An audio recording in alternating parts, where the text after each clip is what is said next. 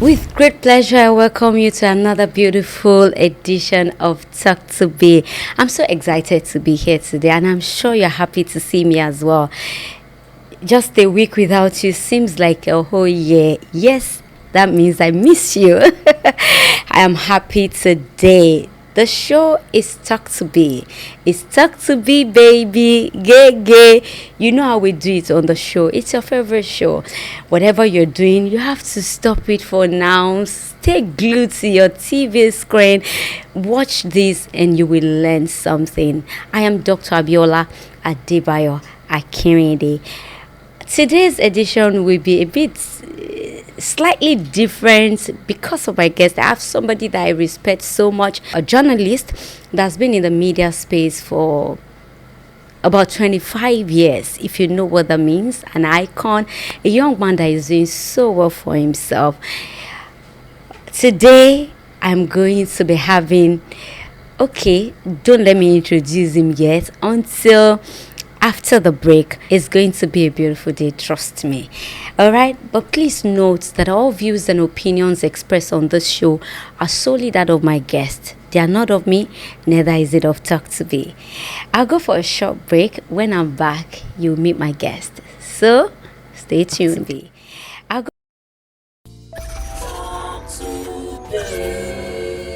Talk to Be. Share your experience. Thank you for staying tuned. In case you're just joining us, you're watching Talk to Be. Remember earlier I said I have someone that I respect so much in the studio with me. He's a media icon. This guy has been in the media space for like 25 years. That was a long time ago, doing so well for himself. Someone that we all respect. I look up to him. I can say that over and over again. The way this guy appreciates people, the way he celebrates other people, the way he honors them, I think is something to take from him. So today, I have the privilege of meeting one of the people that, to me, it feels like a dream come true, him sitting on my chair. So join me as I welcome Mr. Chude Jideonwo. I'm so happy to be here. God. So happy to be here. And I want the people to know, the audience to know that I'm the one that called you to say I want to be on the show. Am I not honored? Because I'm a fan of the work you do. Wow, Chude, thank you so much. You're welcome. This means so much to me. So his media team reached out to me and say, Chude would like to come on the show. He likes it. He likes what I'm doing. I was like, which Chude? The same. I had to go and check again. Same Chude with his son in my say, oh my God. When you feel that you are not being noticed, and people that you admire now notice you, and they're trying to reckon with you. I think it's something to be happy about. I'm glad. So that's why I did it. I'm thankful. You're welcome. I'm honored to have you here. I hope I'm not starstruck. No, it's fine. It's okay. It's okay. We can handle it. I'm also your fan, so it works. All right, so good to have you. Thank you. I know how busy you are, especially this period, and coming all the way from where you are coming from to be here is an honor. It's a privilege. I'm grateful. I'm glad. All right, so let's go to the business of the day. Yeah. Beyond what we see, the short clip of this young man talking so gently, just a clip and we say, hey, show it, you just handicap. Yes, I mean, yes. All right, so beyond what we see, who is Chude? That's a good question. Yes, before the interviewer has been interviewed. Yes, this has been a very strange season because since I started my show, I stopped doing interviews. Just stopped. And so that's what I did. So when my media team convinced me that we have a show, we have to sell a ticket, I said, okay, then I'm going to choose the shows that I want. So all those people who have been loving their work for a while, I'm like, so I'm going to do it the way I want to do it. It's been strange. It's been strange to be on the other side. Sometimes no. I'm even directing people's sets. I'm like, okay, is it action? Okay, is it? I'm just like, no, it's not your show. It's not your show. So who am I? Yeah. There are different ways to answer that question. But one of the things is I identify as I'm from Delta State. Okay. But I identify as a Lagosian. Hey. So I was born in Lagos, bred and buttered in Lagos. Yes. Okay. I grew up in Pakwa Aguda in Ijesha Sule. Ah. Yes. I was there till I was 21 or 20. Then my parents moved to Odogunyan in Ikorodu. Ah. Okay. Yes. So that's where I was living. Then, so my entire identity is formed around being a Lagosian. I went to schools in Lagos, Adebola Baptist School. I went to University of Lagos. I'm an only child of my parents. An only child. Only child. Yeah. What happened? It's a long story. It's a complex story. I'll give you a tidbit of it because that's the kind of show we are on. It's not for want of trying, and that's why I'm very attached to my mother. So my mother went through a lot trying to get kids, and one of my biggest, I'm celebrating my mother next month. I did a whole music thing for her. She hasn't even seen it because one time she had a miscarriage that almost killed her. In fact, I think the doctors had even almost said she was gone. Wow. And so I remember that she did Thanksgiving after that. Her friends thought she was gone. It was prayer that brought her back. And so I remember the Thanksgiving that she did, in church that day. The whole church was Overcomers Church in Aguda. The whole church was full to overflowing because people were really just grateful to God for keeping her life. And I remember how she walked in. I was upstairs. How she walked in, and she was dancing. How old were you then? I was 7. Imela was the song, and it was in my head because I looked at my mother and I was so emotional, and so I performed that song for her birthday this year. I got people and I sang it. So it wasn't for want of trying. She had a difficult few years, and so one day my mother called me and said to me, "Chude, this marriage has been tough for me, but I'm never going to leave because of you." Wow. Because you are too sensitive, and I don't want anybody else to raise you and break you.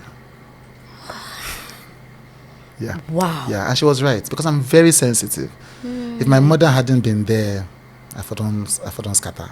So yeah. So that's my identity is formed in that way. I grew up in a lot of love. So a lot of love. So when people, and I celebrate, like you said, I celebrate people a lot, and it comes naturally. Like there's no, and I realized that my father. I learned it from my father. My father was a very brilliant man. He's passed. He had only a first degree. So he went to university, got a first class, I think. Wow. But he didn't want to study again. But my mother has 2 master's degrees and a PhD in view. And my father celebrated my mother. Everywhere he goes, you just see, before you say good morning, Ifan, you'll be like, Ngozi, my wife has 2 master's degrees. Are you for real? Yes. Yeah, so I think I learned celebrating people from watching my parents. In a world where there is a lot of jealousy coming from partners, the man is doing well, the woman is annoyed, is offended, the woman is doing well, the man, vice versa, and it's being celebrated like that. Yes. They're not young couples, though. Even my mother. So my father was not a perfect man, but my mother loves him and respects him greatly. If you want to get my mother into tears, talk about her husband. So she forgave him a lot because she knew that he respected her a lot and he celebrated and he honored her. Yeah. So you grow up watching those. It's like it's very difficult for me to know when people are being wicked. So it's my friends that tell me. It's like I was telling you before the thing that my co-founder was telling me, but this person is disrespecting you. Because the family I grew up in, we didn't do that. I know. We didn't do that. We didn't do disrespect. We didn't do hate. My mother was forgiving. My mother was loving till today. In the morning, my mother would tell you, be careful, let your people use you. In the evening, we say, your uncle from the village, his daughter needs money for this. I'll be like, who is using you? It's not balanced because that's who she is. Because she did so much good and people took advantage of her. So she doesn't want them to take advantage of me. But she cannot help herself because that's her nature.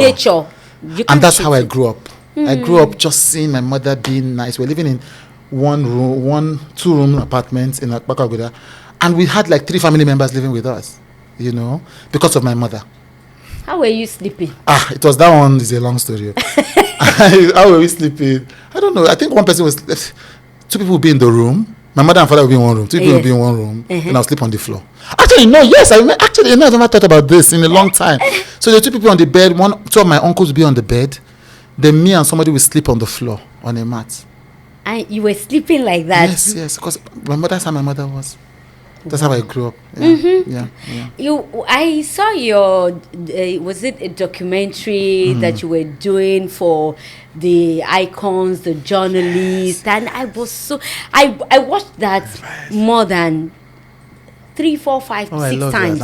I was watching it over and over again. Yeah. So that gives me an idea who you were, how you grew up.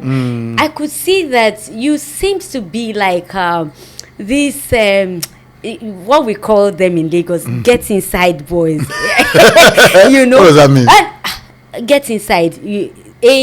Someone that is aware of what's happening. Okay. No, a proper get inside. How do we say? More like a jebo.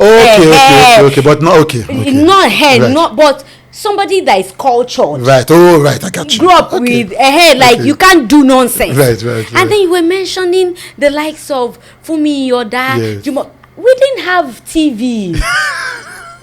I know them. Yes. Do you understand? Yes. So of course I will remember this one. I know. Yes. So it was you bringing me Those back memories, to yes. How was that for you as a young guy? Let me tell you, man.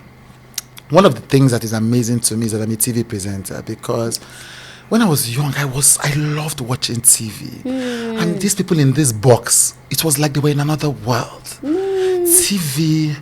So I spent a lot of time and I wanted to be like them. I wanted to be there with them. And I had because I was an only child, I had a very lonely childhood. And because my parents were always trying to work. My mother was a teacher, but she also had a restaurant, and she had a clothing business. One time my father lost his job, so my mother was the one carrying the family until he got his job back. So most times I was lonely. I felt lonely, but TV was the thing that kept me company. And I adored them. So as I'm talking about Jumoke Adigbe's son, for instance, RMD's wife, now, who was the hottest lunch break presenter in the country. Yes. I remember her sitting on that chair with the yellow background, and I wanted to be like them. I spent now I still do it. That's how I know all the major shows I love on YouTube, for instance, because I still love TV. Yeah, so it's amazing that I'm actually doing this now. I'm surprised. I don't know how many times I watch TV. Yes. But bumping into things, you're going to friends' place, neighbors' place, and you're seeing this all up till when we started having TVs. You get to know them. Yes. But the dream of becoming this, seeing this, have you ever done something else at any point aside being a journalist, being on TV? No. Media is the only thing that I have ever done. Media is the only thing I know. Media is the only thing I want to do.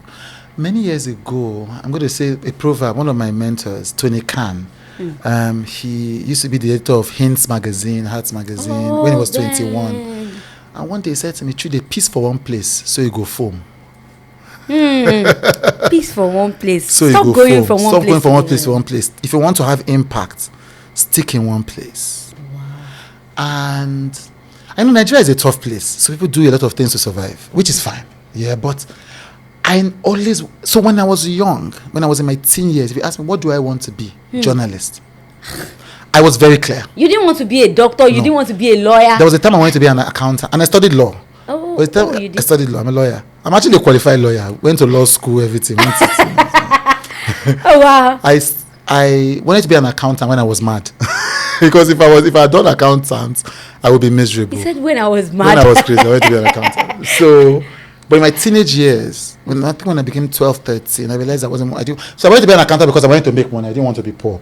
So I thought if you're an accountant, you have money. I would have suffered. So no, journalism.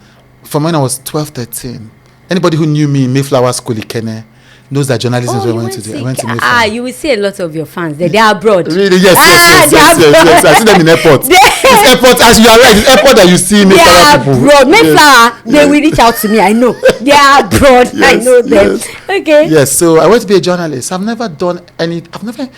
In fact, maybe a few years, like 10 years ago, they gave me a contract, federal government to do something with railway.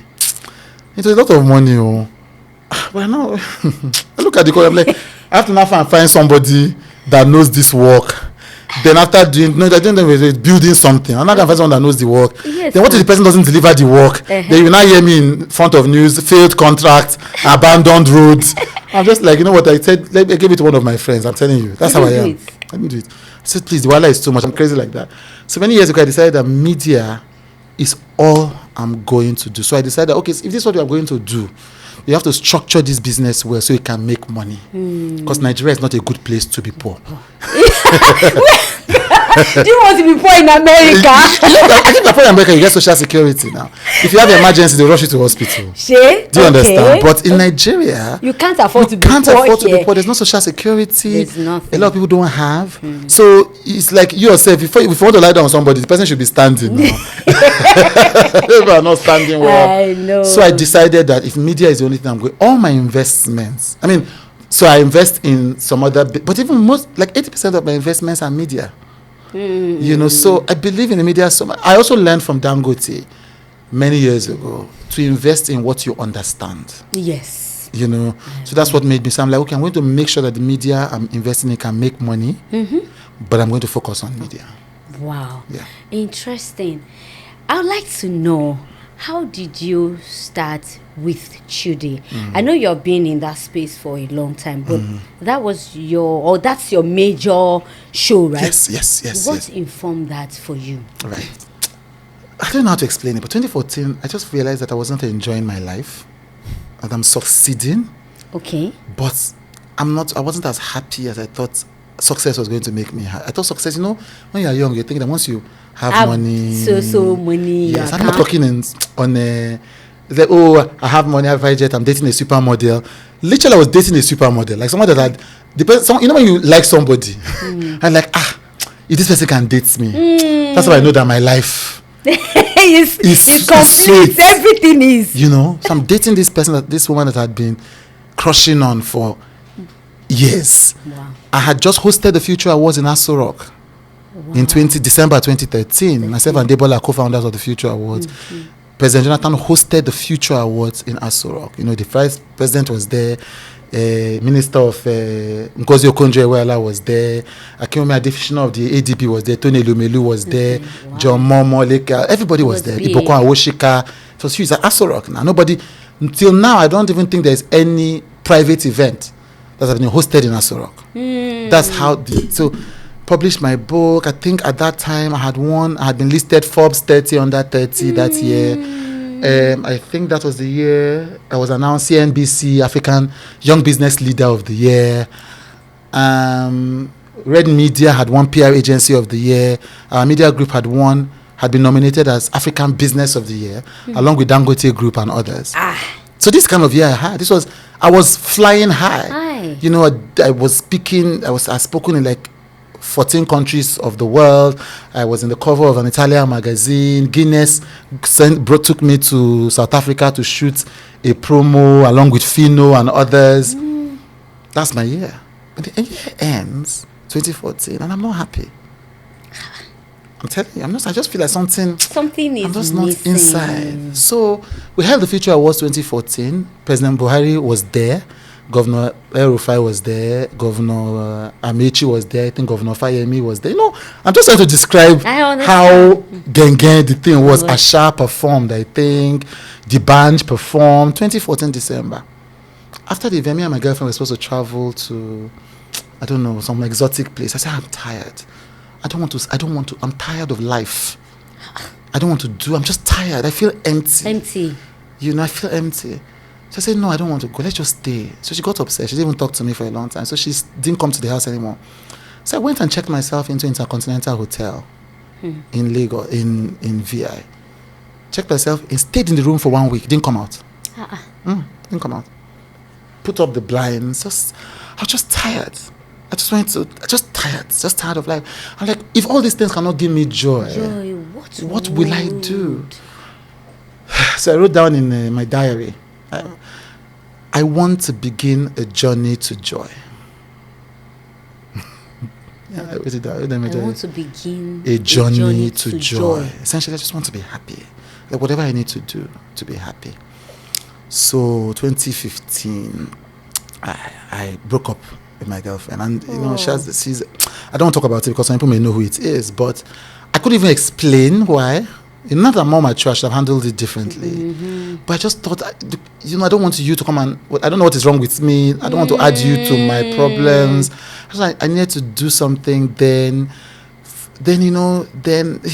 so I'm a love baby. So I've always, relationship, so part of trying to cure loneliness is you often think that relationship is what will cure loneliness. But you can be in a relationship and you still be lonely. So I broke up with her. Then I panicked because I was alone. So within a month, I was back in another relationship. But yeah, the journey has just begun. So you ask me for a story. Within 1 month. Within 1 month, I was back in a relationship. Then this relationship showed me Pepe. Maybe you had a supermodel. Yes. Showed me Pepe. It was we're fighting every day. It was just horrible. So then this person now broke up with me. That's the second one. Yes, 1 month after yes, broke up with me. Sorry. So and then I was having health issues at the time. No, this one they broke up with me. So I lost my mind though.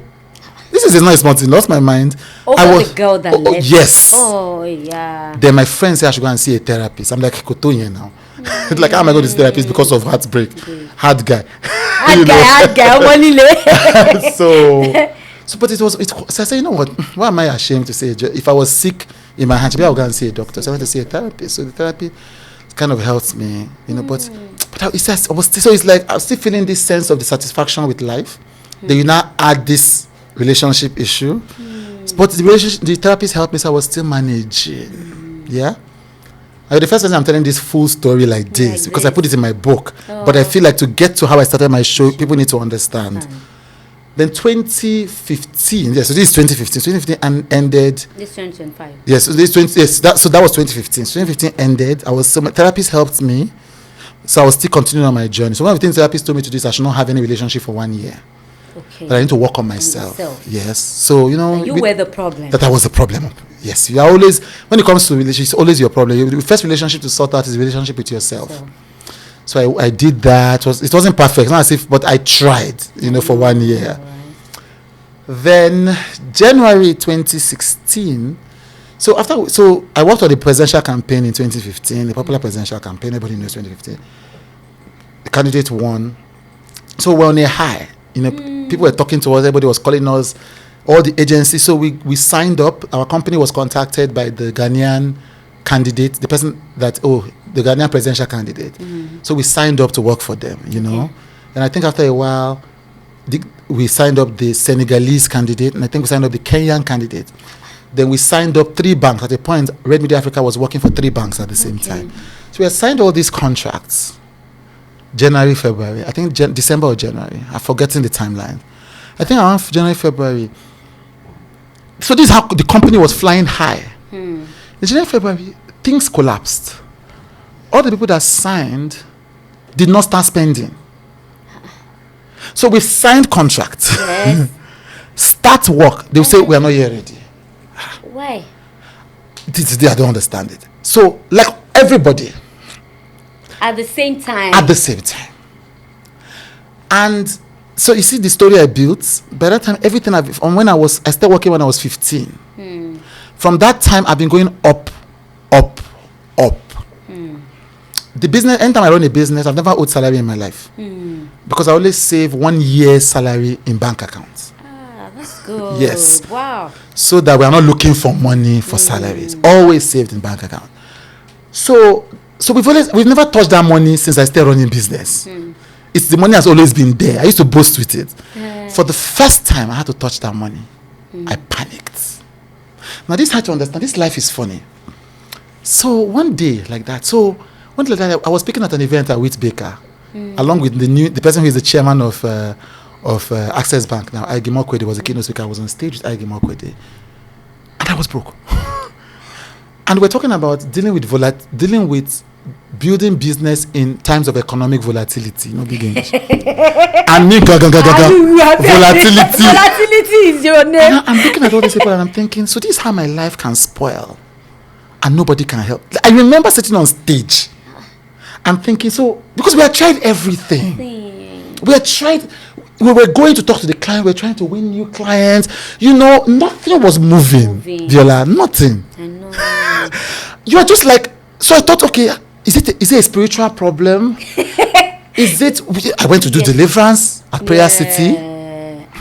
Mountain of Fire. Yes, because my mother is an MFM pastor. Oh, okay. I went to do deliverance at Prayer City. Prophets were nothing that did not happen. One prophet told me to do Sarah. I told my mother, this is the line. Even she said she's not doing, how can she do Sarah at this level of her spiritual maturity? But it was a serious problem. It was that bad. I'm not even saying that. What did they ask me? So I was going to carry cloths and give so and so number of people on the road. Then something, I just saw something. I'm just like, no, this is not a Nollywood movie now. we're not doing this. I'm very proud of myself that I didn't do it. I thought to myself, I can't start doing things, and my mother said, so you can't start doing things that we don't believe in because of trouble. Because then we'll continue doing it. That's right. So this how. So I kept thinking. I was thinking, this is how my life is going to just spoil, and I can't. And all these people, and I'm talking to people, and because my profile was heavy at the time. Now later I realized I wasn't really broke. What happened was that I had never failed in my life, so I panicked. Because I had 1 year's salary in the account, so I wasn't really broke. But what is happening is that I was falling, and I could see how if this situation continues, of course, I will keep falling. So I fell into depression. And the therapist came back and diagnosed me with clinical depression. Yeah. Just like that. Yes. So it took just like that. So clinical depression. So I couldn't leave the house for one day. I was home. My PA came in, knocked on the door. I said I couldn't pick up. I don't know what happened. I think he pushed open the door, got another key, begged me. You can't. I had to shut down the curtains. I didn't want to be part of life again. And then I had to move to my co-founder's place because I was afraid of what I was going to do to myself. So moved over to my co-founder's place. It was a terrible time. Depression is a bastard. Depression. This is Nigerians when they are broke, say I'm depressed. No, that's not depressed. No. When you are depressed, you will know. You will know. You can't say it. You will know. Did you know how many I'm depressed I see every day? Yes. I will look at somebody and say, yes. You will not be able to say it. You won't be able to tweet when you are actually depressed. Most times you don't even accept it, but you are. But you are. It's like your mind has shattered. And so it was terrible. One day, and I describe it in my book. One day, Echo Bridge, I looked to the right. And I said, maybe I should just end it. Yes. For what exactly? That is what I'm asking myself now. That question is deep. For what exactly? It wasn't even a big problem. It was just the way I perceived the problem. At that time. Yes, and shame. When you have tasted success, you're thinking, yes, and people were already abusing me on social media for the political campaign I've done. They were cursing me. So I thought maybe these people will not say, Shebi, we said it. So shame, all this rubbish. All this, that's why till today I don't see the comments on my page. I don't respond to social media. You abuse me, you praise me. At first I don't even see it. My team members see it because I appreciate it. I want people to engage, the good ones. But I don't ever get moved by what people say. So I can focus on my focus. And so I came out of that depression. I shared the story in my book. Came out of the depression after about 3 months. Slowly process came out. But I was reading books, I was listening to messages, I was praying. I learned how to pray then. Because before, the prayers we pray now, when you're Father Lord, eternal rock of ages. Get it? Lion of the tribe of Judah. And like this was like God. There's a place in the Bible where it say, groanings that cannot be uttered. Uttered, yes. Like the type of prayer that Sarah prayed or Anna. Yes. That's when I learned how to speak in. That's when I learned the power of speaking in tongues. Because sometimes you don't even have the words. You can't explain it. Yeah. Then you start speaking it. That's why till today, anywhere I go, I tell people I speak in tongues. Even if they believe it, they don't believe it. I'm like, speaking in tongues saved me. It helps. So sometimes I be like, I don't know what I'm even asking God for, but I know that God knows. When I don't understand, that's what I do. That's what, yes. There's a Bible verse, Jeremiah 29:13, says, and you will seek me and find me when you search for me with all your hearts. It was in depression I discovered that Bible verse. I forgot another one. In depression, and before then I'd read the Bible cover to cover. But no, that one was just for you to. You are just reading. Yes. But now, John 16:33, in this life you will have trouble, but be of good cheer. I have overcome the world. Those two verses, they hold me till today, and so come out of it. So prayer helped me. I'm not saying it helps everybody, but that's what helped me. It wasn't. There was no depression. Is not a demon. It wasn't that I was possessed. No, it's not. But prayer helps. Honest prayer to God. So came out of that. But around that time, I had put in my resignation letter as CEO of Red Media Africa, my company, because I said I didn't want to do. So after the campaign 2015, I'm like, I don't want to do this work anymore. I don't want. So I'm trying to be happy. So I was trying to figure out what would make me happy. I stopped. I went to lecture at Pan-Atlantic University. I was teaching media and communication for a year. So at this time I knew that I wanted my life to change, but I didn't know how. Wanted something different. I wanted something different. My spirit wanted something different. So I came out of the depression, the things I learned, and I thought, I like these things I'm learning. I like these things I'm learning. I like these things I'm learning, and I want to share with other people. I want to teach them some. And I did therapy, but my therapist stopped me after like a month or so. He said, no, that you're already on the pathway. So just continue. You don't need me. You don't need to be paying me. You can just continue. She first put me on drugs. The drugs made my mind go mad. I think it was under the effect of the drugs. That's why I began to think the suicidal thoughts. So that's one of the side effects of the drugs that you were taking for depression. Yes. How now? Because you see, there's a lot of science. You see, the science about depression is not yet concluded. So people are trying different. So different drug manufacturers are trying different things. So essentially, imagine that your brain has chemicals. So these drugs are to help the chemicals arrange themselves. Okay. But because it's chemicals, the way it arranges in one person's head, it's not the way it arranges in another person's head. Okay. So they'll put it as part of the side effects.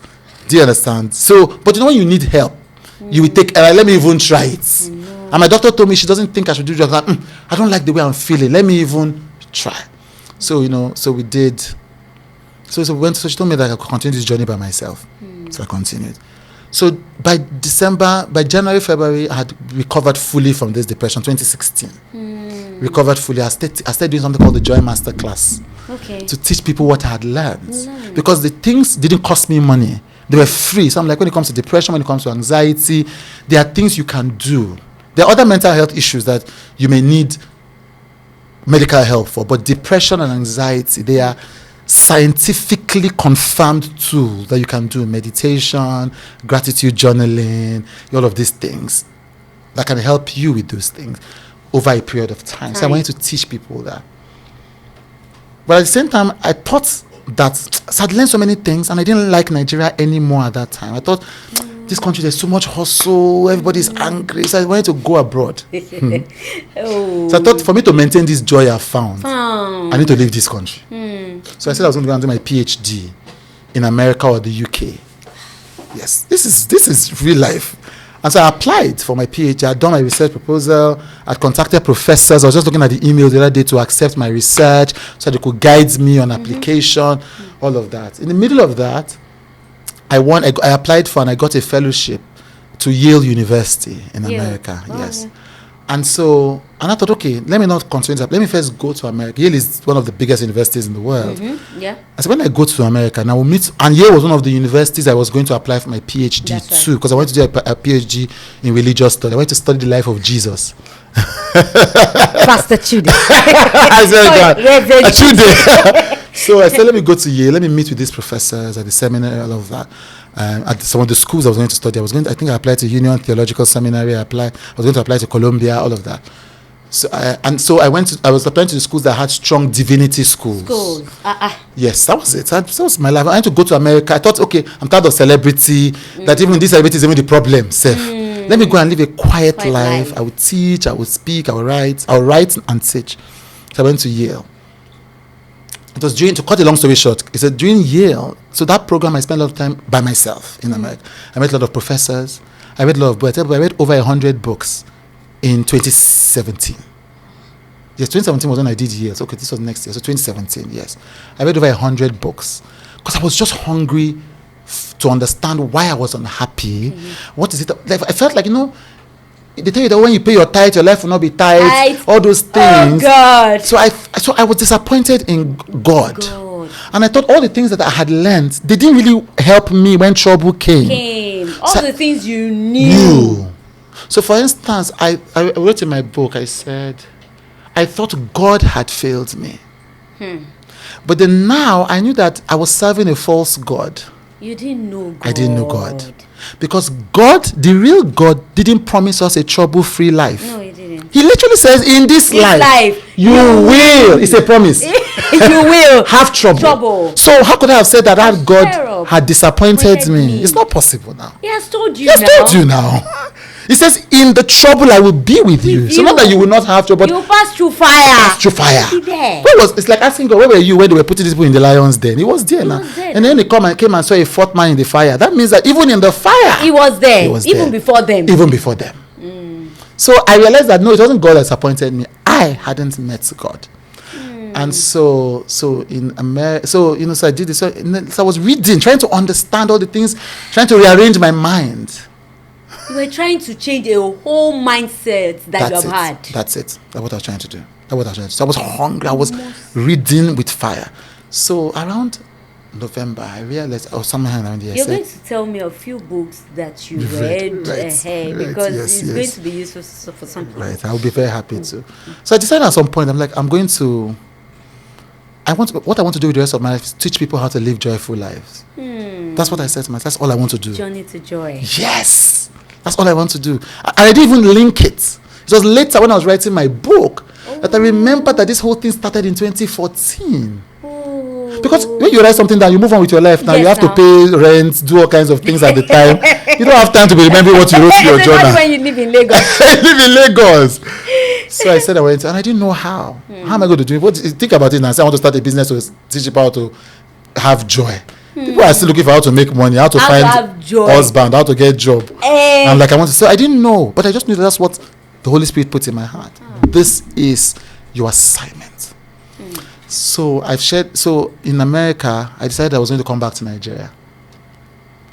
Yeah, there's a story behind it, but I think I over-talked, so let me skip. It's okay, we are ready, okay. We are listening. So let me tell you the strangest thing. God works in mysterious ways. The thing I will tell you that made me decide to come back to Nigeria, you'll be shocked. It's so silly. So by that time, one center in Yale had offered me informally a job. Okay. So I already had a job offer. So we're exchanging emails about how to arrive at this job. So my plan was already working. One day, I was on YouTube or wherever I was, and I was watching Dangote's daughter was wedding. There was this big Dangote daughter where Bill Gates was there, Yemi Osinbajo. Now, in that wedding, I saw Nigerian big men. I've spent a lot of time with Nigerian big men, and they also. They also like. I'm like, but me. So one day in 2014, I was at the World Economic Forum in Abuja, and I'm like, the people I want to be like are still hustling. So what am I going to do? So I remember I was watching Dangote and I saw all these people. You go to Nigerian event and they're hustling for the camera to capture them, to get VIP table, to greet Bill Gates, to greet Yemi Osinbajo, to greet one. And I was looking. This is something that made me want to leave Nigeria. I remember I said I don't like the hustle culture. But I was watching, I'm like, I thought to myself, I love these guys. These are my people. And I was once like this. This is where my message is most important. This is my apartment. This is not a deep thing. Like, I'm watching a wedding. Just a wedding. Yes, and I think to myself, I should go back home. These are my people. I love them. That's where my message is important. That's what happened. There and then, I made the decision to go back to Nigeria. Just like that. Just like that. Chude. Just like that. Just like that. Just like that. So I decided there and then I was going to come back to Nigeria. And so I made my plans, came back to Nigeria in December of 2017. So I registered my company in America. So I had already registered the company in America. So I decided I wanted to teach people how to find joy. So I registered a company in America because I thought I was going to do the work in America. So I already registered a company called Joy Inc. in America. So I came back to Nigeria without a plan. I didn't know how, because how are you going to teach people how to find joy? You must be joking. And who are you to even teach? Like, that's not what people know me for. So I spent time, I always say that from 2017 to 2020, I spent time in the wilderness. Yes, I spent time in the wilderness. I went off media, interviews, all this. I just went away. I just I want to know. And by that time, I had learned that everybody in the Bible and anybody in history who became significant had to pass through the wilderness. I agree. Yeah. I know. Yeah. Jesus, Yes. Apostle Paul, Yes. Moses, Elijah. Yes, I always tell people like Elijah was so much in me that it's like, I want to die. Jonah in the belly of the whale. That's right. Peter, Paul, all kinds of things. So by that time, I become at peace with adversity. I was comfortable with uncertainty. So I'm a human being, so once in a while you'll be worried. But largely, I sensed without proof. There's faith is the substance of things hoped for, the evidence of things not seen. I sensed without proof. Fela drew to you. I want to tear up saying this. No, I'm not going to do. You're not going to allow you to do to me what you do to others. Do it. So Fela drew to one day. This is when my healing started. So one day, I was praying, and God said to me, "Go and talk to Fela Durotoye." I heard it, clear as a voice. So I was negotiating with God, because Fela Durotoye is my egbon. Okay. But Fela Durotoye is emotional, so he's a strategic thinker. But he uses the language. He's very good at human beings, so he uses emotion. So I'm like, look, God, what I'm facing is a financial issue. It's not emotional. It's not emotional. So I'm like, let me go and talk to my pastor, Pastor Sam. I just created a relationship with Pastor Sam. Pastor Sam Adeyemi. Yes. Okay. I had no. I said, okay, let me go and talk to Tara Fela Durotoye. At least this is business. Tara is for me, at the time she was one of my business role models. I said, Fela Durotoye. So I began to doubt. So I spoke to my ex-girlfriend at the time and she said, God says, talk to Fela. Let me go and talk to Fela now. What's the worst that will happen? So she followed me to Fela's house. And so Fela said, this is weird. This is how we Chude. This is the fulfillment of this was the most prophetic thing that ever happened to me. Wow. So Fela was talking to me and I was, I was depressed. I don't know how to explain depression. Like you are sad. Inside sadness. So if you open the first doors, maybe there's still another one inside. Maybe you see something that makes you smile. In 1 minute, it has converted. You are thinking to yourself, but this doesn't make sense. I want to be happy. You can't. It's like your mind has a stroke. So when you have a physical stroke, you can't move. Even if you want to move your hand, you can't. So your mind, you want to be happy, but you can't be happy. It was really deep. It was deep. So this is when I got to Fela's house. I had not smiled in a long time. And Fela said to me, he said, Chude, I asked Fela, I said, why is God allowing me to go through this? Fela said, one of the most powerful things I've ever heard from a pastor, because Fela is also a pastor, said, I don't know. And that was important, because before then, pastors will tell you, I know what it is, I've spoken to God. Then, okay, if you spoke to God, why doesn't God have answer? So Fela Durotoye said, I don't know. I'm like, okay, this one is not going to lie to me. They now said, but this is what I know. God is saying to me, that this experience is going to transform your life in a way that you will not believe. He said, Chude, I'm feeling goosebumps. He said, wait. He walks upstairs. He brings a paper. I still have the paper is in my book. I printed it in my book so people will see. I've had it since 2017. Then he drew something on the book. So he drew a line like this. Then he drew a mountain like this and like this. He said, now, God needs you. He said, that what you are going through is the valley of the shadow of death. But it is not the valley of death. It's the shadow of death. It's just a shadow. It's just a shadow. Ooh. Just a shadow. Ooh. Just a shadow. Keep moving. He said, God wants you. this is how your life should have gone. You're supposed to climb this heavy mountain to come to this other side. But God wants to shorten the journey. So God is allowing you pass through this valley so you can get to the other side. If somebody told me this story, I would think that they are trying to be dramatic. If not that it is me that it happens. And then I'm like, this doesn't make sense. I'm going to the valley, mountain. Yes, but when I went out of Fela's house that day, that was the first time in months that I felt joy. So the spirits, it's as if something, my girlfriend said, and I said, this is the first time I've seen you happy. So I didn't understand. Something had changed. So I forgot to mention that. So come back. So this is wilderness for this. So by that, those things had helped me understand life a bit more. So 2018, I'm still thinking, what should I do? I'm like, so now I don't know how this happened. I thought, but I'm a TV person now. So let me use TV media to teach people how to find joy. So I don't know how story po. Story po. Don't worry. Yes. I'm ready to listen. So 2016, I think. Sometimes I mix up the years, but I detailed it properly in my book. Yeah. So the campaign I worked in was Buhari campaign. 2015. Yeah. Today people are still abusing me. Sorry. It's okay. Since 2015. Last time I saw Tinubu was 2001. No. I spoke on a panel with him a few years ago, but I've not since he became president. I'm not part of this government. But they're still campaign in 2015. So I said it's okay. It's no problem. Sorry. It's no problem. Sorry. So 2017, I think. So one day I wrote an article for an international magazine. I used to write a lot for international CNN, BBC, and all that at the time. So I wrote for a magazine called Quartz. And I wrote, why are Africans, because by that time we had worked, though the Ghanaian campaign after eventually started work, all these people started work, so there was a breakthrough. So, and I wrote an article, why the candidate of the former Ghanaian president was 70-something years old, just like Buhari. So they asked me to write an article about why are young people voting for old men. So I wrote the article, put it to Twitter, exploded. But you are the one that brought us this old man. So 3 days, I was a trending topic on Twitter. Wow. 3 days. So the third day, I broke down. Because I'm a human being. And I called one of my staff, one of my team members is still working with me now. I said, why did they hit me so much? So he gave me advice. So my friends were right. They said, don't worry, this is how it is now. Maybe if you do controversial work, you will get but it was affecting me deeply because I did that work with all my heart.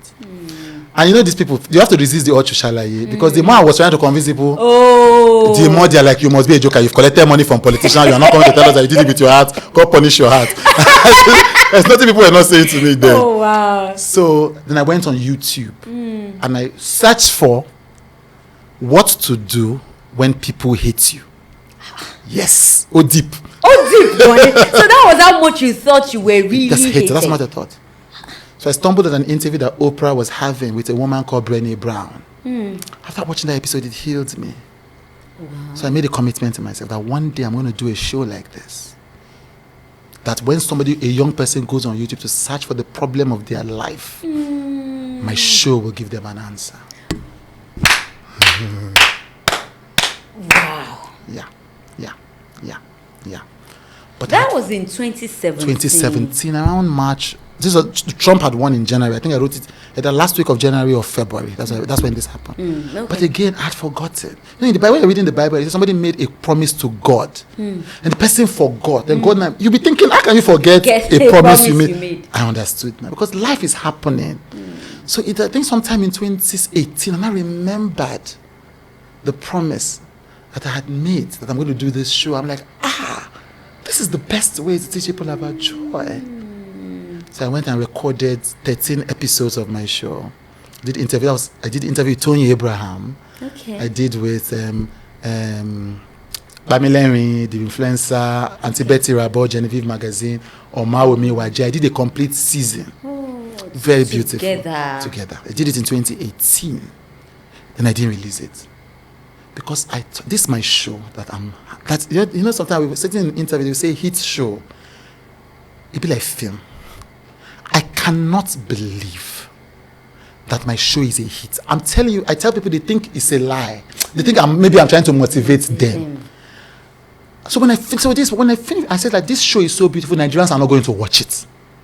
Who has time for vulnerability, authenticity when you are trying to enter a Okada from Agbado Ejaye? And you are dragging boss. You are dragging boss. There's somebody who's going to tell you about vulnerability. Just so I said Nigerians are not going to watch. And this show is too important to me. I'd rather not release it than I release it and it fails. I'm telling you a story. Since 2018. 2018. My friends, everybody released the show. I'm like, not going to happen. My friends, my staff were begging me. You said that to yourself. Yes. Not like anyone discouraged you. I said, this show cannot do well. Really? It needs Pele. 2019, then I did the interview with Busola Dakolo. Okay. Yeah, there was when Busola Dakolo accused a popular pastor of sexual abuse. So they had reached out to me to say I should help them, that she wants to tell her story. You know, I should help them as a PR person because I own one of the top PR companies in the country. That's Red Media. That's what I was CEO of. I just want to help them with the rollout of the story. So I'm like, okay, sure. So I helped them. We did the plan, everything. I met with them. I told them, I introduced them to a therapist, my therapist. I said, before you tell your story, be sure. Because the way you're telling is not the way Nigerians are going to receive it. So you have to be sure. We did that. Me and Timmy have told the story on my show. And then when I said, okay, we need a woman to interview you. Because it will not be good if a man is the one interviewing you about alleged rape. So we started looking for female interviewers. I thought it was going to be easy. I thought this is a hit. This is an exclusive. So all said no. All said that they were afraid of the pastor. And I understand. I don't even judge them. But I didn't. I'm like, what is the pastor going? What's the worst? So I'm not afraid of death. So I realize that sometimes I don't see what people are afraid of. So now it makes sense because I don't. What are you afraid of? But you are not the one telling the story. So somebody just reported me to police. Let's leave that one. This is our work. Have you not seen people call you? Have they not threatened you with lawsuits before? Not yes, now. I've been to Fancy because what are you saying now? So they were. I just received one recently, 50 million. Yes, they always call. They like calling 50. They start for 50 million. 500 yes, million. Now I have because I listened to somebody's story. I was not the one saying it. I was not there, and I've said it that it's the opinions are not mine. And then they just they want to bully, they want to intimidate you because they know that they cannot win. And so come and tell your side of this. The first time I went to Panti in my life was because of this. Yeah. So you know what I'm doing? You know this country. That's why it's good sometimes to have influence. I decided to use one of them as an example. You know, so it's Panti. We have now gone on top of Panti. So let's leave that one. You will hear about it. So that happened. Because I don't like when people think they can bully journalists. Our job is to tell stories. I've never expressed an opinion about anybody on my show. Yes. Even now, if you notice when I talked about Busola, who is my friend, I said alleged. Yes. Because that's what we should do as journalists. You don't reach conclusions or etc. Give people the chance to tell their story. Yes. So they wouldn't say I understood. So later, we're looking for. So one day we were driving back from Timmy Dakolo's house. Me and my friend on phone. And we're looking for someone. So we're looking for. I was frustrated. How can it be so? I felt like I disappointed them. How can it be so difficult for me to get a popular host to do this show? So my friend piped up and looked at me and said, "Chude, you know you're the one that's going to do this interview." I'm like, please, they will not say. They will not link it to Buhari. They will not link it to etc. I'm just like, please. She said, "Chude, there's a reason why they came to you, and you are the one to do the interview." I mean, it's like how I said, I don't like pretending. I don't like all those, I don't want to do. So I said, you know what, let me go and pray. And I will know. You know, so I went home, I prayed, and I got a release to do it. So the next day, I said, you know what, I will do it. They were shocked. Yeah. So I did that interview, went viral, you know, across the world. Everywhere. So that's how my name with Chude came. The morning they were going to upload it on Why Nigeria's YouTube page. The producer Shewoluyemi calls me. So, we have to have a name for the show. I said, name Bawo. It's just an interview. It's just a one-off interview now. He said, no, it's that you are an interviewer. You need to have a name. I said, okay, call it with Chude. Tell you that morning that we were uploading it at 7 o'clock. So it was like 6 a.m. that I gave the name of my show to my show. Just like that. Just call it with Chude. Chude. Put a hashtag with Chude. That's how the show. So we did the interview, went viral. So my friends now that knew that I already had interview, because it was on my show that Tony Abraham spoke for the first time, that year she had checked herself into a hotel to kill herself. So people knew that I had deep interview. So my friend said, you have to release it, then see the devil. And I said, no, I don't want it to be as if I'm taking advantage of Busola's story.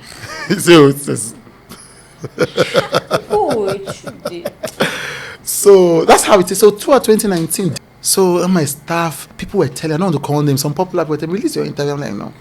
They knew about it. Yes, because we did the interview on set, that big production now, in a garden. Because I did a set, just like the Oprah set that changed my life. So I got my auntie's garden in Ikoyi, 4 cameras with BTS camera, with everything.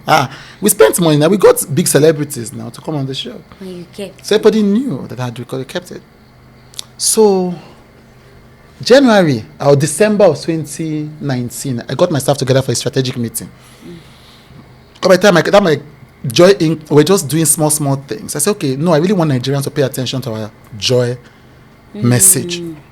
So what's the one thing we should do that will make people hear our message of joy? They say release those interviews.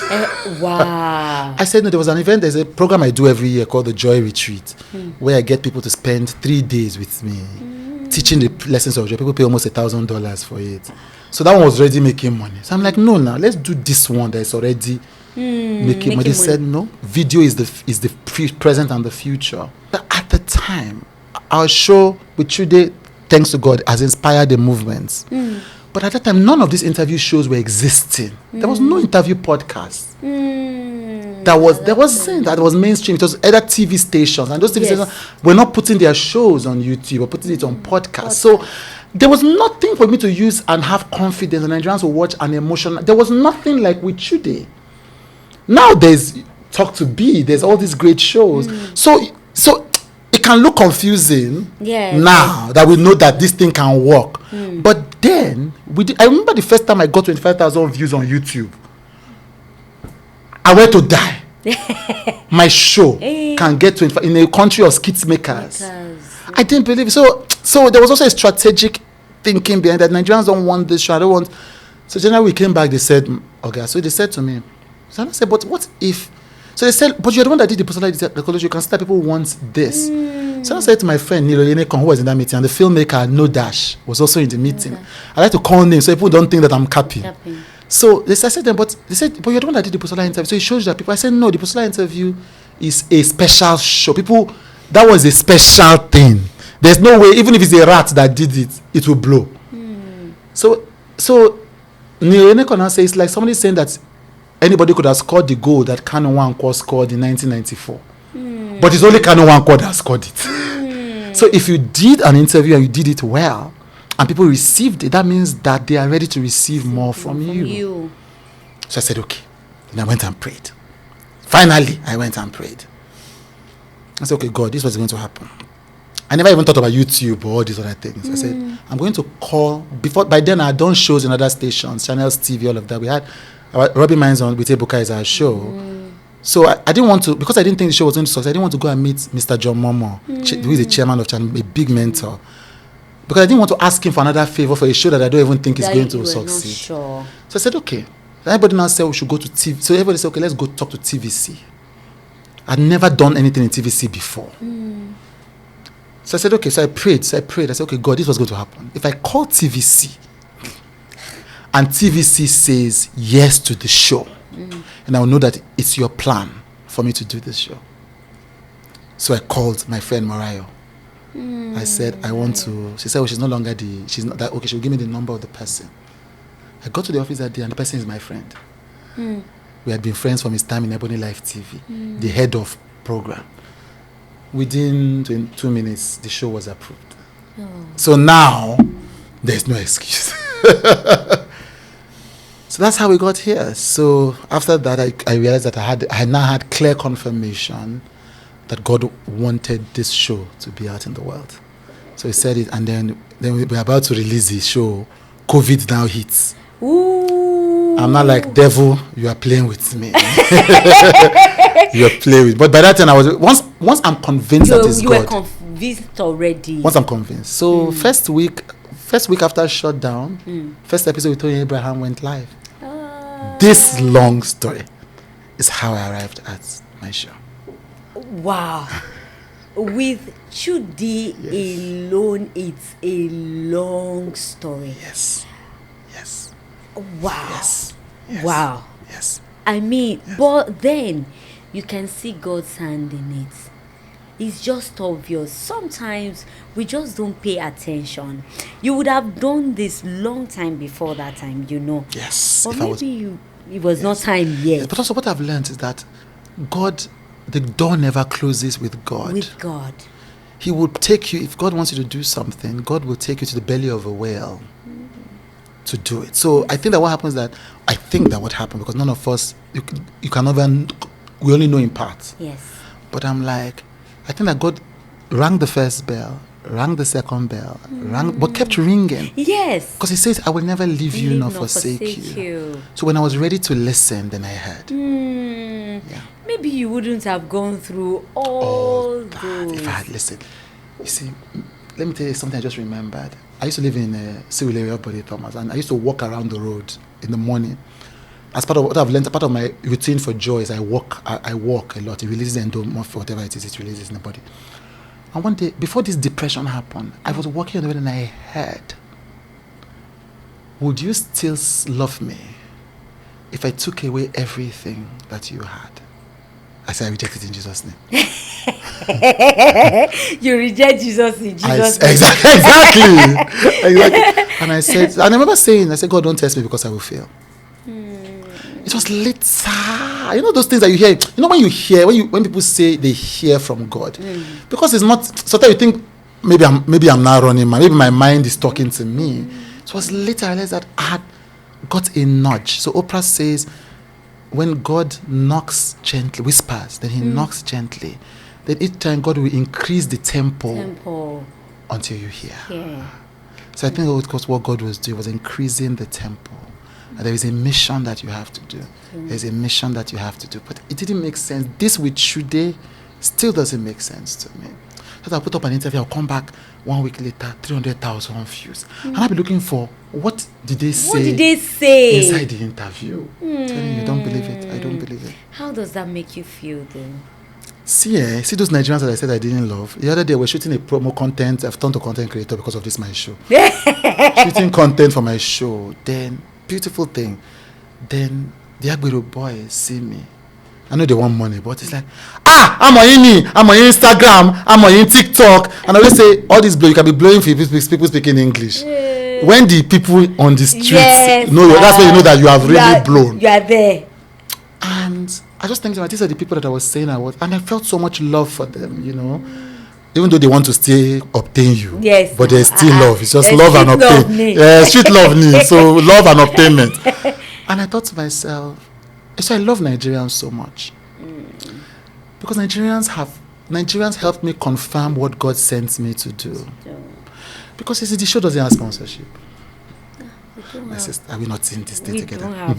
We don't have to. You will see them sponsoring show that we all know nobody is watching. I know. I'm not beating those people's hustle, but the Nigerian advertising industry is strange. I know it because I've been part of it. And so 2021 I stopped and I said I would trust God. So you know that people pay $9 to watch the full interview of my show.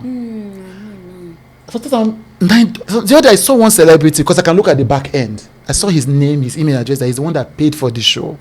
Just like in this economy, people pay $9 to pay for the show. People will go and watch. When this is my show that's coming 27th of April, people are paying. The one woman saw the normal ticket 20K. Say, sitting in the back, no. And told me in the studio, TVC, paid for 150K VVIP. I'm just like, so I love Nigerians because they've supported me. If it was not for the audience, I would not be able to do this thing. Do it. So this show, and it has healed me, it has taught me patience. It has taught me to trust the voice of God. The other day, my COO, Jennifer, asked me, she said, was something because we are doing publicity now. My sister from Funke said, "Chude, you lost that ticket." So that's why I started doing the pub. Thank God, she saved me. And so my assistant, my COO said, "Where is the money going to come from? To come from where the money is." It will. Because I've learned. There's that song, through it all, I've learned to trust in Jesus. I've learned to trust in God, and says, I've learned to depend upon His word. Because with Chude Life, I had the idea in 2020, but I said I wasn't going to go until I get clarity. And this wasn't the fear of before. It was when I feel it, yes, I would do it. And I felt it. So I'm like, if God sends me, even if God forbid it fails, then God wanted to, there's a lesson I'm going to learn from it. So I've learned. But my audience makes it easy to listen to God. Because they've always shown. So I've learned to trust in God. That's this with today's story. It's a God story. It is. Yeah. I believe. Yeah. Okay, Chude, thank you so much for sharing that with you. us. Let's go to your concert Yes, now. yes. I'm so excited Thank about you. that. Thank you. Of course, I know someone like you will be. Because you get it. Yes. I'm excited. Yes. Tell us about it. What is it about? Where is it happening? Right. What are we supposed to do? Yes. So 27th of April, this Sunday, Yes. at the Palms in Lekki, there's a new venue at the Palms. People don't know. So I'm happy to show them. Massive venue. Wow. At the Palms Lekki. We're transforming it into a magical evening. Okay. So 27th of April, this Sunday, the Palms Lekki. Tickets are on event.withchude.com. Okay. Now this is what we are taking. We're taking, and I'm looking forward to the day when Talk to B will also do its own concert like By that. boss, yes. And look, your own, we don't even need too much. Those people, those are your fans. Those are your fans on your comment section. They don't play with you now. They don't. So so you have an engaged you have the most powerful thing that you can have in this business. You have an engaged community. You can tell them, let's do this, and they believe you. So I know how many people's lives, I mean, even you see it on your comment section, you see it in social media, people's lives have been healed by my show. So I was going to take my own life. I watched this interview and I stopped. I've been in an abusive marriage. This interview gave me the courage to go and seek help. Children who have been healed from the trauma of their child because they saw somebody talk about it. Yes. There's a woman that I think there's a woman whose mother was in a prayer camp, had cancer or something. I don't know what. And she watched an interview where I talked about Dora Kuyili's children, told me about how she had cancer and refused to go to the hospital because she was believing in prophets. Hey. And the woman went and took her mother out of the prayer camp because she says, no, God can also work miracle through the hospital. So people's lives have been changed. So what I want to do, I want to take that experience and put it on the big stage. I want to have life-changing conversations with Nigeria's biggest celebrities live. Wow. So what you see, That those has never happened. never happened before. So those tears, and then you meet the celebrity. With Kadiri just posted this morning. It was just unveiled with Kadiri this morning as a speaker. She just posted that people are going to see her. Fans. Now this is the opportunity for them to meet her live. Yes. So many of these celebrities. So you're going to hear their life story. They're going to be sharing things that they've never shared before. And some of them have told me what they are going to share because I told them. I said, look, it's a concert. We cannot do take two. We cannot remove this from the promo. Remove I don't want to yes. You said that. I said, no. I didn't need to say that. Yes, you know what I'm saying. I know. So I said, they said, no, they trust me. All of them, look, Funke Akindele doesn't need more publicity in her life. I know. So for Funke to be doing this, and I've met Funke as my friend. We've known each other since I need to know. She wants her story to change people's lives. Pastor Jerry doesn't need publicity now. Every day, you have Pastor Jerry, Chimamanda Adichie. Wow. This is her first major event since the release of her book, her bestseller book. This is her homecoming. Chimamanda Adichie, Funke Akindele, Falz the Bad Guy, okay. and Bovi. Bovi. Those are the main interviews. Then we have a panel, 2 panels actually. Kiki, Taoma, Vicky James, Moses Bliss. Hawa Lawal, Ruth Kadiri, and Tenny Makanaki. So all these people are going to be talking. They are going to be there live. What will we be doing in our live house? this week? So I told them, I said, look, people will not believe because this has never been happened before. People will not believe. People should go and post that you are coming. So they are still posting. So they are going to. I said they are going to be live. People don't believe it because you've never nobody has seen anything like that before. live interviews. It's going to be look. If I wasn't the one hosting the show, I'll be excited. I am excited. Yes. Honestly, I'm excited. Going to be life-changing. I have something on Sunday, but Right. this time, Yes. either you invite me or you don't invite You me. are going to be there. I love it. Thank you. Thank you. No, this is going to be Yes, nice. so- So all of them are going to. So the panel, what Yeah. is that going to look like? Right. So the interviews are about life stories that are going to inspire people. Okay. Yeah. Things that like what we do on my show, deep personal stories that they think when people hear it live, it will connect with them more powerfully. But the panel, so that's all them Funke and Chimamanda and others. But the panel is. So I say people don't believe it when well, I don't think people don't believe it, but it can be strange when I say I'm not on social media. I'm the one that decides all my cuts myself. I decide all my captions, all of that. But the person that actually posts it is not me. I don't want to see what I don't want to see. So I don't on social media. But even me, I'm not on WhatsApp. I only check my email once a week.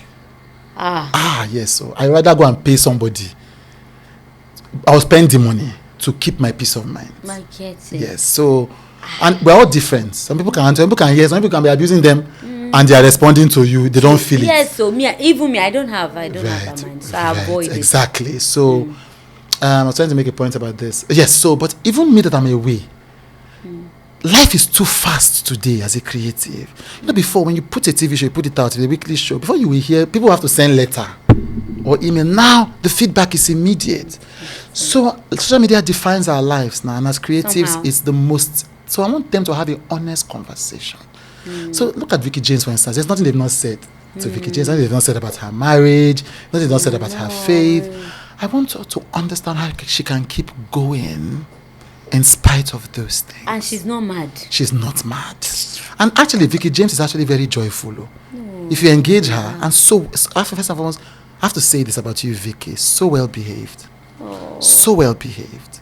So well behaved, even to my team members. So professional.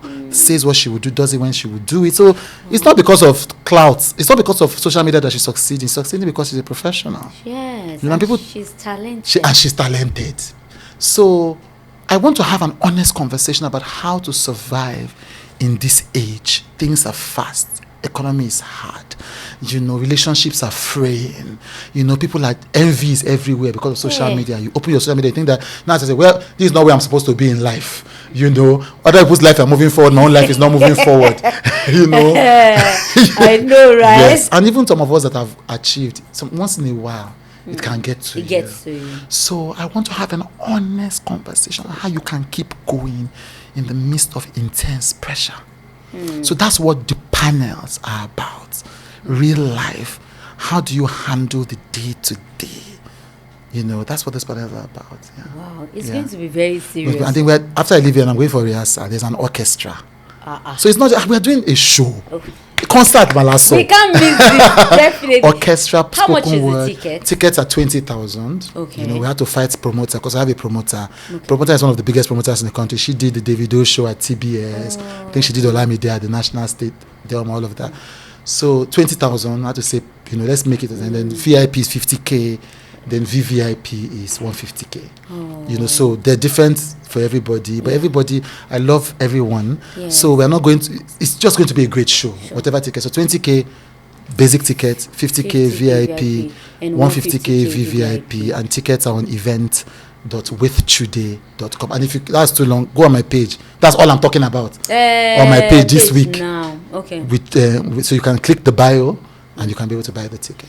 You want to continue it like every year? Oh yes. Oh my man. So I got this idea 2020 before I started my show. I watched Oprah. She did something called the Vision 2020 tour. And she had Michelle Obama, she had Lady Gaga, she had her best friend Gayle King, she had the actor The Rock. And I said, I want to do this for Nigeria. And I'm the kind of person, I've left Nigeria to go to a Joyce Meyer event in America. Joyce Meyer? Yes. Long. Joyce Meyer. So I'm the kind of person, I like those kinds of experiences for my heart and my spirit. I also learned after depression to do what I want to do. I remember one time I had a speaking engagement along with Barack Obama's campaign manager in America. They had confirmed. Then a week later, Asha announced a concert in a hotel. Guess which one I chose to go for? Asha. Asha. Because when I was depressed, it's not Barack Obama's manager that gets me. It's my spirit that gets me. I've learned to prioritize my spirit. So and I've seen those events. When you leave those events, you feel like your soul just had a bath. You feel empowered. It's different from church. Church, there's rules and regulations. You have to say, you have to do this. I know. There's a freedom when you are not constrained by religion. You understand? Yes. So I'm so happy Pastor Jerry said yes. And I know, and he knows that there's some people that be like, what is a pastor doing there? When Pastor Jerry says we are supposed to go into the world. Yes. And it's not, we're not supposed to only in the church. So I like that he understood the vision that I want to change lives. So it was that opera that I'm like, we can do this thing is in Nigeria. We can have a concert for your mind and your heart. We can have a place where you are facing deep issues. You live there. You feel like, my goodness, I just learned something from Funke, from Chimamanda, from Jerry. So it's going to be great. The things that we are doing on that day, it's magical. Wow. Magical. So I'm going to do, I want to do it again. There's a big plan. There's a big tall plan, but I'm like, let's do this one first. Let's do this one first, then we're going to announce the rest of them. All right. I hope you can hear it. I hope you're seeing this. Please, if you're in Lagos, if you're in Nigeria, wherever you are, we have to do this together. The tickets, just go on his page, check it out. I just like when people can think outside the box, when people can do something different. And I know, watching his show alone, you know what you're learning, you see what he's doing. Now imagine having these people sit together, you're seeing them live.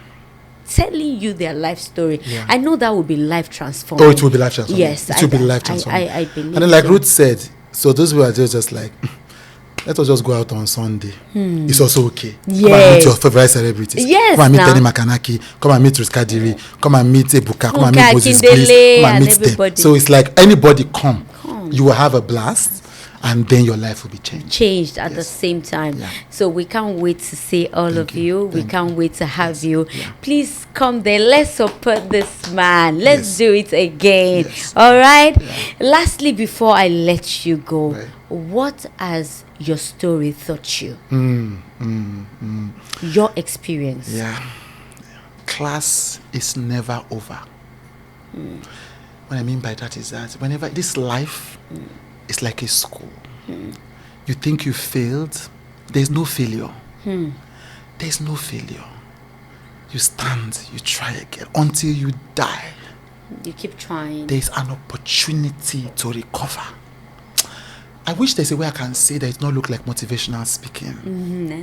Because some people will be like, no, I want to tell you what my show has taught me. People will go through things, and I'm sure you're experiencing your show. After they finish telling you the one, they'll not tell you more behind the scene that they cannot even see. There's nothing in your life that you cannot recover from. So people say, what if I lose an eye? If you lose an eye, you will experience what you can achieve with just one eye. You lose your legs. You will realize why Cobams could achieve success without two eyes. You will realize how Yinka Ayefele can still be relevant on a wheelchair. There is nothing in this life. If you see, I tell people, I'm like, that's why I'm not afraid of failure. Because I'm like, in this life, people have failed more than anything else. And they still recovered. So when I look at people on my show, when I look at my life, this place, as I'm sitting down talking to you, if somebody has said that to me, that I'll be talking about a hit show called With Chude, that is doing millions of views on YouTube, I'll be like, you are playing with me. It's not possible. I didn't even think that Nigerians would even like me as a TV presenter. When I started my show, I was wearing slippers, palm slipper, because I didn't like dressing up. Makeup party, I'll be like, please, I don't do all this rubbish. Until you not see yourself on the screen, I'll be like, please bring the makeup. I should have looked better. So everything about my life has taught me that when you think that God is finished, how can even God be finished with you? No, he's never. How is that? And even if you don't believe in God, even forget God. One day, one young person, I say, you know what? Forget God first. I say, because God cannot forget you. You can forget God, But God has nowhere to go. I will never leave you nor forsake, forsake you. So even And if he you does don't, not fail and he his doesn't words. fail his word. Like even if you don't have faith in God, that's fine. God has faith in you. In you. So class is never over. No matter what you go through. When you can rest. If you are tired, that's fine. If you are discouraged, that's fine. You are a human being. Go and rest. Go and sleep. Go to your mother's house. Let her cook brokoto for you. Do you understand? You cannot do anymore. Marriage is stressing you out. Go and stay in your sister's place. Then come back and continue. You know, that's what people think. That you are not a failure because you got weak. No, that is what it is in the human nature to fail. It's in the human nature to be weak. It's also in the human nature to recover. That's right. To survive. I'm telling you, people, it's from my heart. I remember standing in that stage and looking at everybody. I think this is how my life is going to finish. And God brought me here. The business model doesn't even make sense. Nobody, and even till nobody is putting their show on a website for people to pay for. Nobody. Nobody. These Nigerians. I love them, but I fear them. And I'm doing it. There was no model before. So God can create a model where there was no model before. So, I tell people that if everything fails, I have myself and I have God. If everybody says no, if they reject, if they go there and block me, there's a person that just this morning as I was coming here, I don't want to call because people will get. Last year they signed a deal with me, then they ghosted me. I don't want to hint it. As I was coming, my COO called me. Those people have given us more value than I could have expected from. They called by themselves for this show. Oh, I'm so happy. So when I left them, it was because I trusted God. And like I tell God, all I would do is my own. It's like this is my show. I ask God, what should I do? Because I don't like stress, publicity, interview. I've stopped doing interview, all those things. And I said, is this what I need to do? And I heard, I said, okay, I'll go and have fun. Because I trust God. I've learned to trust Him. God. I don't want to overtalk, but if there's anything I want to teach people, Biola, to trust. Yeah. That whatever it is. No, honestly. Yeah. If you know me very well, the people around me, yes, it seems like there is more to it for me. And honestly, there is nothing more than God. Yes. Whatever, whenever I'm in a situation that it seems like I can't handle or I'm tired or anything, I just like, don't worry, just give me time. Yeah. Just give me time. Just give me time. I don't have to go to the mountain. Yes. I don't have to. I want to speak in tongues. I don't have to go to the mountain. God is in me. God is here. I say I don't go to God's presence. I come. Yeah, I'm here. He's in me. I carry him. So I go everywhere with him. All I just need to do is just have your way, Father. Yes. Do it. Yes. It's just you. And honestly, God has never failed me. And he will never fail. Yes, he's promised. The problem is we have not learned to trust him enough. Yes. Since I've known that, since I found that secret, my life has never been the same again. That's it. No, I don't play church. Yes. Not anymore. I don't play church anymore. Yes. I'm not against church. I go to church. I'm saying I don't play like it's not a performance. I have to go. No.